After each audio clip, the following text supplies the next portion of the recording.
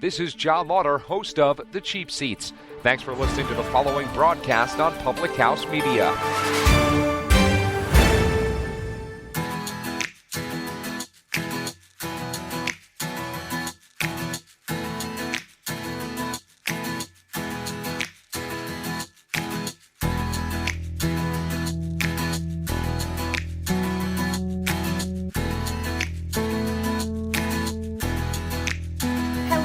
My friend, it's Julianne Candia. Can you even believe 2020 is here? What?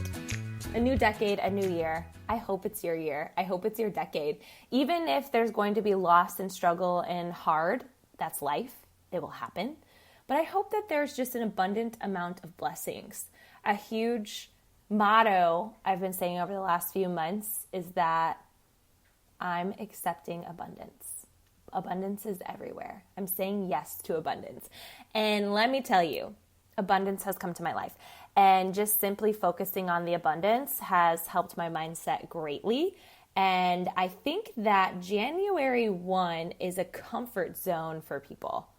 I think that it's a safe time to get started. And I just feel like you have got to give yourself the benefit of the doubt of starting now.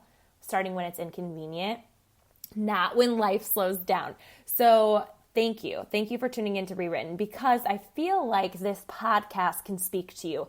It can help you and it can empower you, whether you need to get started on your fitness journey, or you need to start that dream of yours, or maybe you are in the midst of your dream and it's so hard. It's going to be so wonderful and so great, but it is difficult. And I just hope that you find encouragement coming to Rewritten. Thanks for sharing this podcast and rating this podcast. It matters.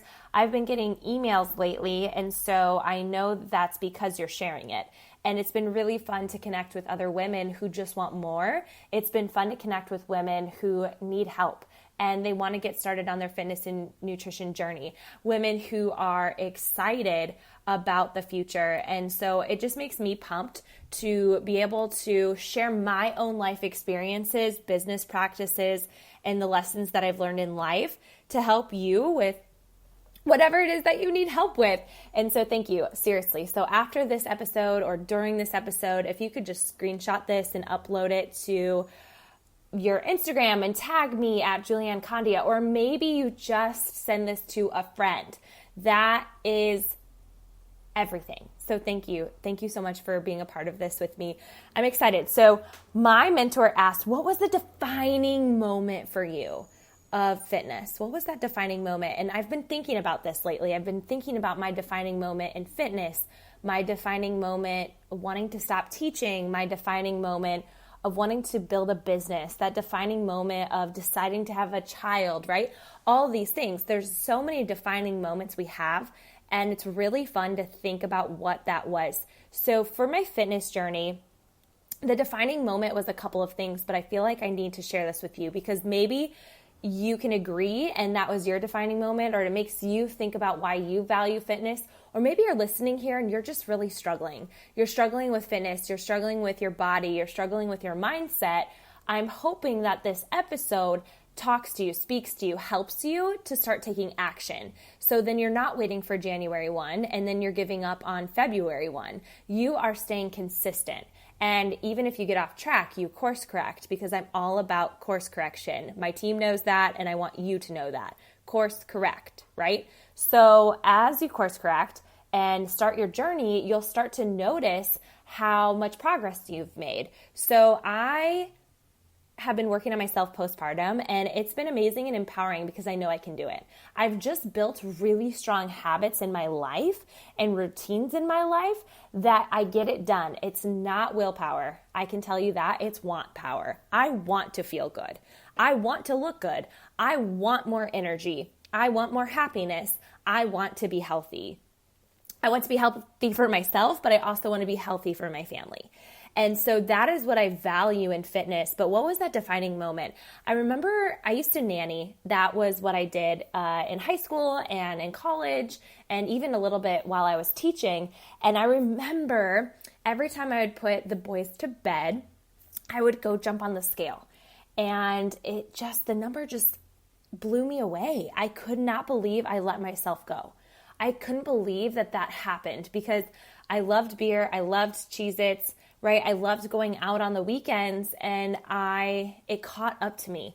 And I just felt disgusted when I looked at that number. But then what would happen, and this is what's important for you to hear, is that instead of making changes, I felt like I had to see a change overnight, which wouldn't happen, right? It took years to gain 35 pounds.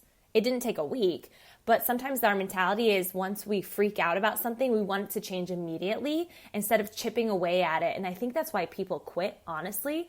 But what was that defining moment? So I saw the scale climbing, but then this was my problem, is I started to justify it. Well, it's late at night. I had eaten a ton, right? I just got done eating dinner. All my clothes are on. Maybe the scale isn't really that accurate. So I started making stories and excuses for why it was that number. But then every time a picture was taken of me, I hated the way that I looked. I hated, but more than anything, I hated the way that I felt. So then I would cover it up by being the fun girl at the bar. I would cover it up, right, by just making jokes. And then you want to know something? Every time I sat on a couch, I would put a pillow over my stomach. That's not radiating confidence. Maybe comfort, but not confidence. And it wasn't because I just wanted to hold a pillow on my stomach. It's because I got so used to doing that to cover my stomach.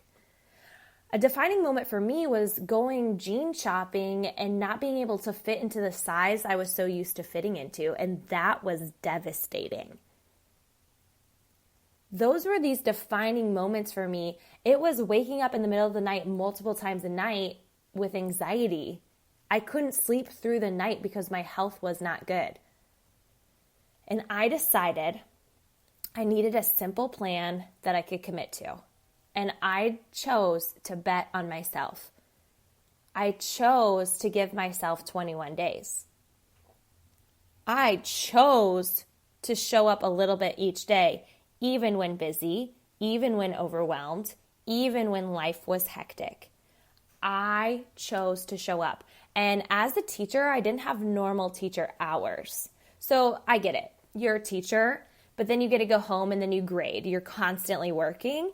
Back then at the school I worked at, I would get there at 5:30 a.m. and sometimes not leave the building until 7:30 p.m. We had after school, right? Then we had this night program. I was tutoring. We even had Saturday school. So in the morning on Saturdays, I would still be at school. Wild. Then on Sundays, I would be getting caught up with teaching. So I, even through all of that, decided to press play on my workouts. And that changed the game for me. And so instead of focusing on the number and on the scale and all of those things, because it won't change right away, even though in my first week, all I did was start moving my body and all I did was just focus on nutrition. I lost 7 pounds my first week and it was wild. Probably a lot of water weight, but either way, it was awesome. So instead of focusing on the number, I started focusing on my energy. I started focusing on the accomplishment of getting a workout done. I started focusing on the good things. And then that's what my brain started to find with my fitness. Those defining moments, I look back and I feel so devastated for myself, of hating dressing rooms, hating myself in pictures. I hope, as you're listening to this, that you don't hate yourself. That makes me sad because I've been there and I've felt that.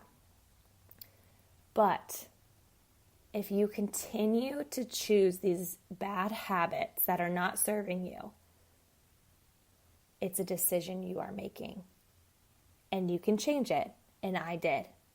A defining moment for me in business, because I started my business and it only made sense that I wanted to be a part of a bigger conversation. I honestly wanted to be a part of a team.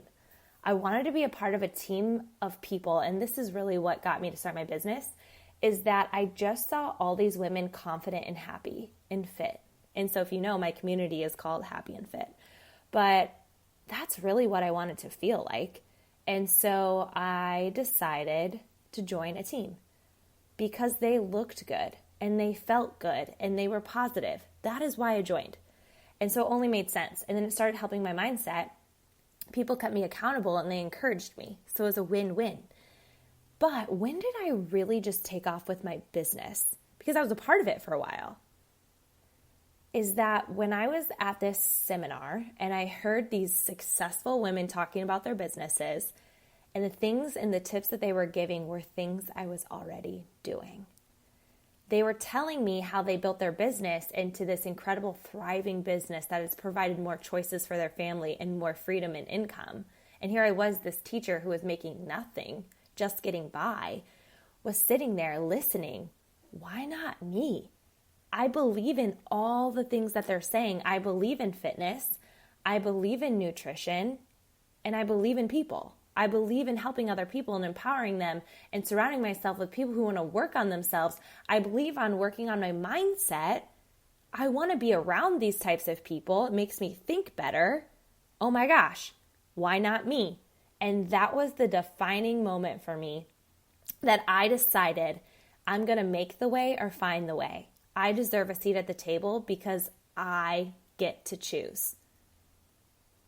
There's no scarcity in this business. It's not limited to a certain amount of people. It's whoever wants it. It's not like in a school where only one person can be the dean, one person can be the principal. In my business, it's limitless. It's whoever decides. I like that. I like the choices. I like that there aren't limitations. And that was that defining moment for me. And I decided I was going to be relentless about my self-care and relentless about believing in other people and empowering them, and relentless about my leadership. And I just kept developing myself and sharing my wins and losses, and I didn't make quitting an option.